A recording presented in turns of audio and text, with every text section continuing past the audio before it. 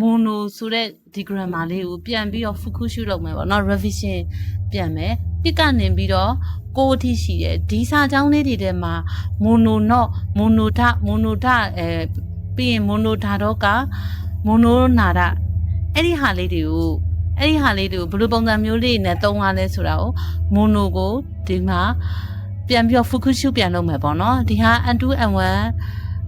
အဆင့် grammar ပေါ့နော်ဒါပေမဲ့လည်း N3 သမားတွေလည်းနားထောင်လို့ရှိရင်လည်းပို့ပြီးတော့စာရတာပေါ့နော်အဲ့ဒါဆိုရင်ichi ban ကိုသွားကြည့်ရအောင်ပေါ့နော်ichi ban က mono no ဆိုတဲ့ grammar လေးကိုသူပြောပြထားတယ်ပေါ့နော်tabako wa karata ni warui to wakate wa iru mono no nakanaka yamela le nai tabako wa စိတ်လိုက်ကားတဲ့ခန္ဓာကိုယ်အတွက်မကောင်းဘူးဆိုတာကိုဝါခတဲ့ဝသိနေပေမဲ့လည်းပေါ့နော်ဝါခတဲ့ဝဣရုမိုနိုနော့ဆိုတာကြတော့ဒီမှာကျဝါခတဲ့ဝ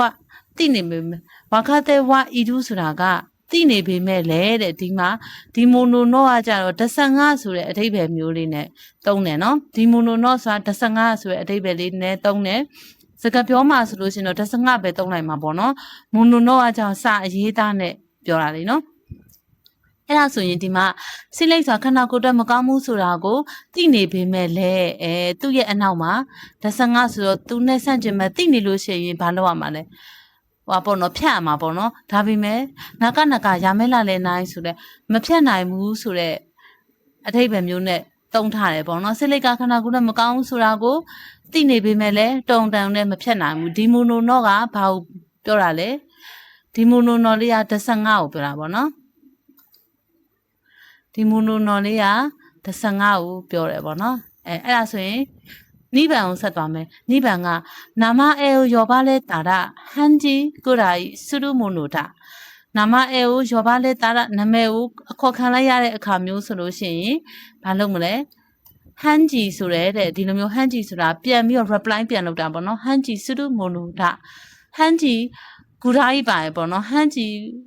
ဒီလိုမျိုးပြန်ပြီးတော့ reply လောက်တာလောက်နေတော့ဗာလဲလောက်တင်တယ်ပေါ့နော်ဒီနေရာမိုနိုတာဘဲခိတာဆိုတဲ့လောက်တင်တယ်ဆိုတဲ့အဓိပ္ပာယ်မျိုးပြောတယ်ပေါ့နော်ဒီမှာမိုနိုတာနောက်ထပ်ရှိသေးတယ်နော်